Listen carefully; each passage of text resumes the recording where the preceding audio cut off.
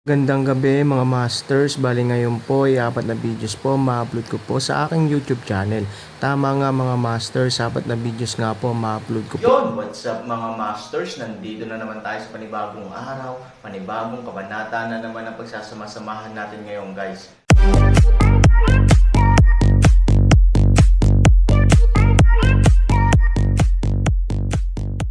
Bali mga masters, kung bago ka pa lang po sa aking YouTube channel, please click the subscribe button, lalong-lalo na po yung notification bell guys, para maging connected pa rin tayo sa isa't isa at maging updated kayo sa mga susunod ko pang video. Bali mga masters, bago natin umpisahan ng kwento ay mag-shoutout po muna tayo para sa mga solid nating tagapakinig. Shoutout kay Fernando Jimeno at shoutout kay Jimbok Apan TV. Yun na nga mga masters, no? Bali hindi na ito patagalin. In 3, 2, 1, let's go!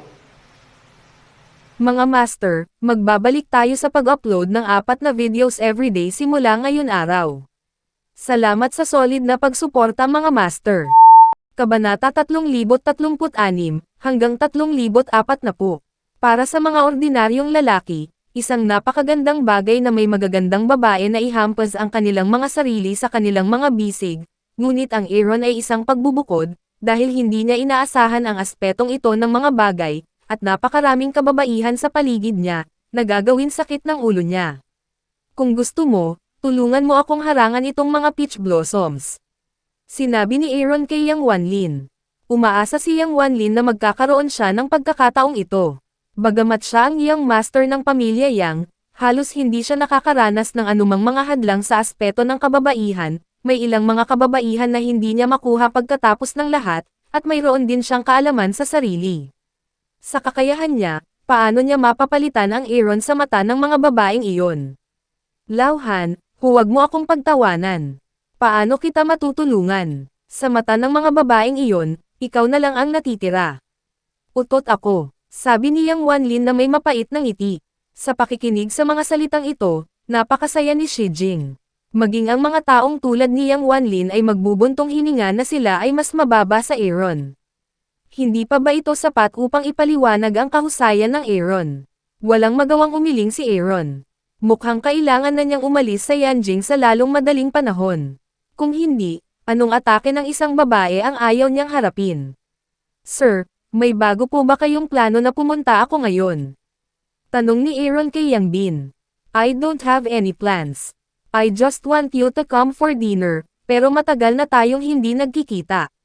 Nakangiting sabi ni Yang Bin, hindi niya madaling ayusin ang dalawang salitang ito sa mukha ni Aaron, at sa tingin ni Yang Bin ay hindi siya qualified na ayusin ang Aaron para gumawa ng kahit ano. Ngayon ang Aaron ay isang mabangong steamed bun, at hindi mabilang na mga tao ang gustong makipagtulungan. Kapag ang pamilyang Yang ay hindi nasiyahan sa Aaron, maaari itong iwanan ng Aaron. Ito ay tiyak na dahil sa pag-aalala na ito na personal na makikipag-ugnayan si Yang Bin sa Aaron. Interpersonal na relasyon, ay isang napakakomplikadong bagay. Siyempre, ito rin ay puntos object, sa harap ng Aaron, kahit na si Yang Bin tulad ng matandang Zoro ay kailangan ding mag-ingat. Ngumiti si Han Sanchen. Alam niya kung ano ang ikinababahala ni Yang Bin. Ngayon ay mayroon na siyang magandang relasyon sa pamilya mo. Siguradong matatakot si Yang Bin na mapalapit siya sa pamilya mo. Gayunpaman, si Yang Bin ay may ganoong pakiramdam ng krisis, na napakagandang balita para kay Feng Chen. Sa ganitong paraan lamang makakapagbigay ng pagsisikap si Yang Bin na tulungan si Feng Chen. By the way, I've heard some rumors. I don't know if they are true or false. Sabi ni Yang Bin. Anong chismis? Tanong ni Aaron. Tinaas ni Yang Bin ang kanyang kilay at sinabing, narinig ko na gusto mong maging manugang ng pamilya mo, at sinabi ni Mo Yan siyang na maaari mong piliin ang mga babae ng pamilya mo ngayon. Kung hindi ka nasisiyahan sa hinaharap, maaari mo bang baguhin ang mga ito? Nang malaman ito ni Yang Bin, nagsimula siyang magsisi na walang mga batang babae sa mga nakababatang henerasyon ng pamilya Yang. Dalawa lang. Kahit alam niyang hindi sila magugustuhan ni Han Sanchen.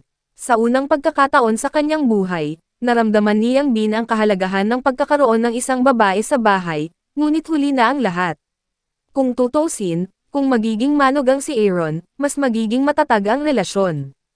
Totoo naman, pero hindi ako nangako. Sinabi ni Han 3,000, Ang bagay na ito ay itinuturing na isang confidential na pag-uusap sa pagitan niya at ni Mo Yan ng dalawang tao. Ayon sa dahilan, hindi ito dapat chismis, ngunit naririnig pa nga ito ni Yang Bin. Mukhang nasa pamilya mo si Yang Bin. Nakahinga ng maluwag si Yang Bin. Lumalabas na hindi pumayag ang Aaron. Ito ay isang magandang bagay. Sa ganitong paraan, hindi niya kailangang mag-alala tungkol sa posisyon ni Mo Yan siyang sa isip ni Aaron. Matanda, hindi mo na lang ako pinapakain dahil dito. Tanong ni Aaron. Sinabi ni Yang Bin na sinusubukan niyang makipag-ugnayan sa kanyang nararamdaman, ngunit talagang may kinalaman ito sa pagtawag sa Aaron para kumain. Gusto niyang kumpirmahin ang katotohanan, ngunit hindi maiiwasan na mapahiya siya kung sinira ito ng Aaron. Oo, natatakot akong hindi mo alam kung ano ang katayuan mo. Kung gaano ka kahalaga sa tatlong pamilya ni Yanjing. Kung magiging manugang ka ng pamilya mo, labis akong mahihirapan. Hindi itinanggi ni Yang Bin, sabi nito na may mapait na ngiti. Napatulala si Han Sanchen. Hindi niya talaga alam na ganoon pala siya kabigat sa harap ng tatlong pamilya. Kahit na ang lolo ng pamilyang Yang ay nagmamalasakit sa gayong mga bagay. Lauhan, ngayon kahit na ang mga Wang ay nagsisikap na mapalapit sa iyo, at ang mga Wang ay alam na si Wang Lingqi ay sumasalungat sa iyo. Ngayon ay sinusubukan nilang humingi ng tawad sa iyo si Wang Lingqi. Idinagdag ni Yang Wanlin sa oras na ito ang kanyang pinakabagong katalinuhan. Sa simula, hindi pinansin ni Wang Lingqi ang Aaron, at nagkaroon pa nga ng isang tiyak na salungatan sa Aaron. Matapos malaman ni Wang Li, ang pinuno ng pamilya Wang, iyon, pinagalitan na niya si Wang Lingqi at nilinaw na dapat humingi ng tawad si Wang Lingqi sa Aaron at patawarin. Ngayon si Wang Lynch, tinatayang sinusubukan na niyang humanap ng paraan para humingi ng tawad sa Aaron, dahil nilinaw ni Wang Li na kung hindi niya matatanggap ang kapatawaran ni Aaron, kailangang makaalis si Wang Lynch sa Wang, pamilya. Mukhang may kakayahan talaga akong bigyan ng halaga ang tatlong pamilya. Nakangiting sabi ni Aaron. Ang pinaka nakakaantig na tao ay si Shi Jing, na napabayan sa pamilya Han sa loob ng maraming taon. Hindi siya nakatanggap ng anumang atensyon mula sa pamilyang Han, at itinuring pa siyang basura ni Nangong Chenkyo. Gayunpaman, pagkatapos umalis sa pamilyang Han, siya ay naging mainit na patatas na hinabol ng tatlong pamilya. Alam mo, Yanjing Business Community, itong tatlong pamilya ang nangunguna. Ito ay hindi pa nagagawa para sa kanila na pinahahalagahan ng magkasama. Kapag nalaman ni Nangong Chenkyo ang mga bagay na ito, huli na ba siya para magsisi? Sa opinyon ni Shi Jing, pagsisisihan ito ni Nangong Chenkyo sa bandang huli, at halos oras na para pagsisihan niya ito.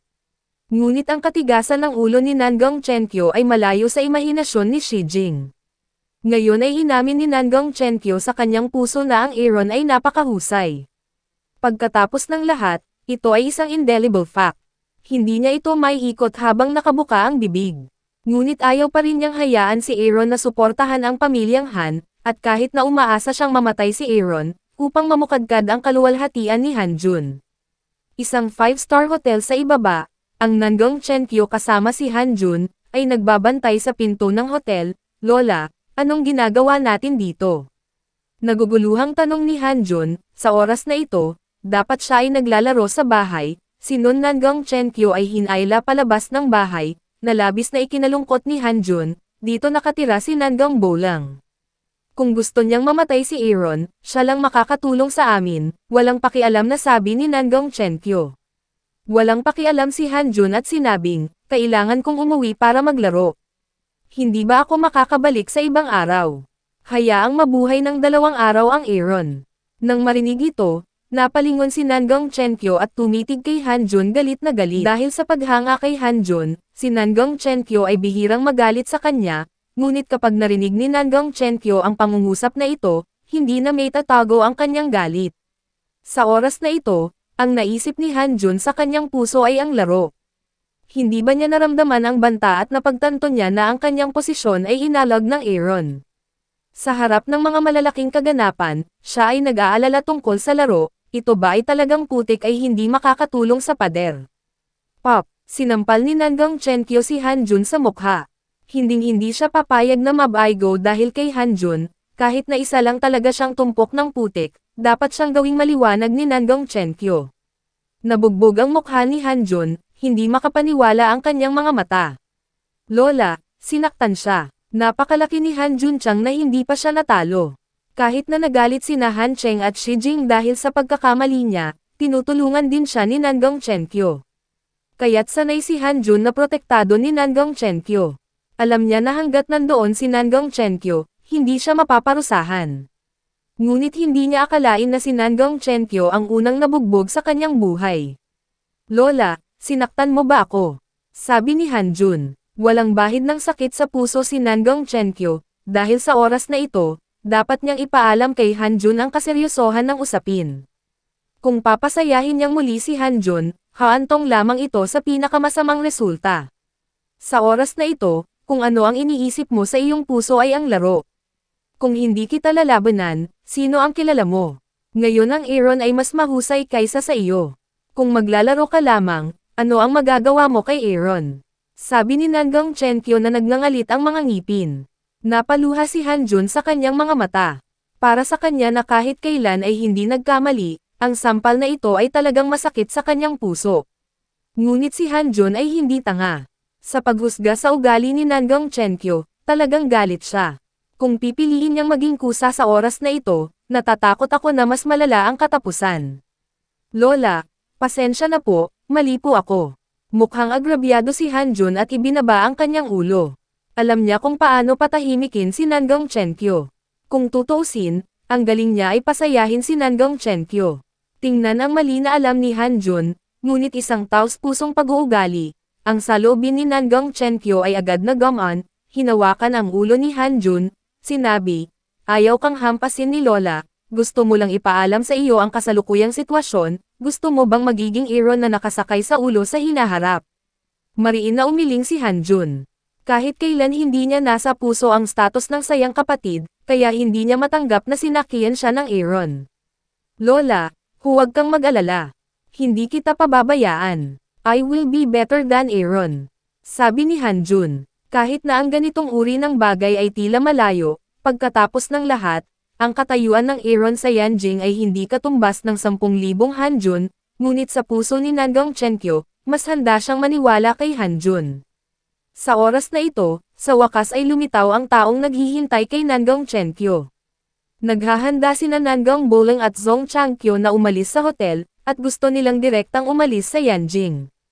Ang lakas ng Aaron ay nakumpirma niya. Tungkol naman sa pagkakakilanlan ni Aaron, tila walang magiging peke sa Nangong Bolang. Bukod dito, napagkasunduan niya ang Aaron ay pupunta sa pamilyang Nangong, kaya sayang ang oras para manatili si Nangong Bolang sa Yanjing. Anong ginagawa mo dito? Habang naglalakad papuntang Nangong Chenkyo, mahinang tanong ni Nangong Bolang. Handa akong tulungan ang may-ari na gawin ang lahat, hanggat namatay ang Aaron. Direktang ipinakita ni Nangong Chenkyo ang kanyang intensyon, at ngayon ay gusto niyang mamatay si Aaron. Para sa kanyang apo, parang wala siyang pagmamahal sa kanyang pamilya. Kung gusto mong mamatay si Aaron, gusto mong mamana ng basurang ito ang pamilyang Han, hindi ba? Naiinis na sinabi ni Nangong Bolang na napakalinaw niya sa panloob na sitwasyon ng pamilya Han. Alam din niya kung gaano kahalaga si Nangong Chenkyo kay Hanjun. Kahit na minana niya ang pamilyang Han, sa kalaunan ay tatanggihan ang pamilyang Han sa kanyang mga kamay. Higit sa lahat, anong kakayahan ang mayroon si Hanjun kung ikukumpara sa Aaron? Nang marinig na ginamit ni Nangong Bolang ang salitang, basura, upang ilarawan si Hanjun, hindi nasiyahan si Nangong Chenkyo, ngunit walang pagbabago sa ibabaw. Sinabi niya, naniniwala ako na mas mahusay si Hanjun kaysa sa Aaron. Hanggat namatay si Aaron, maaaring maging papi mo si Hanjun at tulungan kang gawin ang anumang bagay. Ha ha ha ha ha. Nang marinig ito, hindi napigilan ni Nangong Bolang ang matawa. Mga puppet, gumawa ng anumang bagay. Ano ang magagawa ni Hanjun? At saka, biro talaga na gamitin ang pagkamatay ni Aaron para ipagpalit ang walang kwentang papi ni Hanjun. Nangong Chenkyo, matigas ang ulo mo. Iyan ang negosyo mo, ngunit para sa akin, ang halaga ng Aaron ay 10-10 milyong beses na mas mataas kaysa sa mga basura sa paligid mo. Siya ay isang puppet para sa akin. Mayroon ka bang ganoong mga kwalifikasyon? Sa katunayan, sa kanyang puso, si Hanjun ay isang tumpok ng walang kwentang tae. Ngunit ang Aaron ay hindi kailanman magiging isang masunuring papay, ngunit iba si Hanjun. Siya ay ganap na tapat sa iyo. Basta ito ay isang bagay na gusto mong gawin niya, gagawin niya ito para sa iyo kahit na siya ay nagsusumikap. Sinabi pa ni Nangang Chenkyo na ayaw niyang dalhin si Hanjun sa kalsadang ito, dahil alam niya kung gaano kasakit maging isang papay, ngunit ngayon ay wala nang pagpipilian si Nangang Chenkyo. Ang Aaron ay hindi namamatay.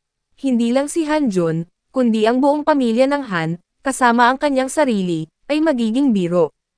Ito ang pinaka hindi matitiis na bagay para kay Nangang Chenkyo. Dalhin mo itong basura at umalis ka na. Ang kanyang loyalty ay hindi kasing ganda ng kalokohan.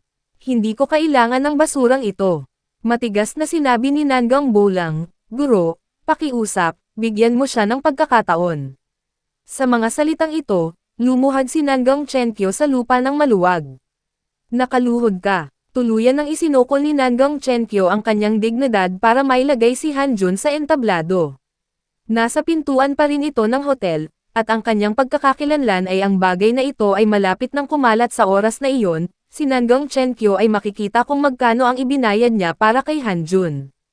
Magagawa ni Han Sanchen ang pamilya ng Han sa mas mataas na antas kaysa dati, sa kasamaang palad.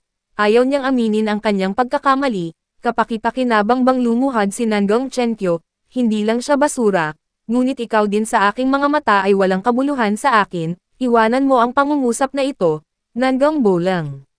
Desperado si Nangang sa libu-libong taon. Paano niya mapapatay si Aaron nang walang tulong ni Nangang Bolang? Sa oras na ito, isang palihim na figure sa Nangang Chenkyo. Yun na nga mga masters, no? Bali panibagong kabanata na naman yung natapos natin ngayong gabi. Muli, maraming salamat po talaga sa walang sawang suporta po sa aking YouTube channel na talagang inaabangan nyo po ang bawat upload ko po. Bali mga masters, magkita-kita ulit po tayo bukas ng gabi at ngayon po ay magpapaalam po muna tayo. Bali mga masters, bye-bye!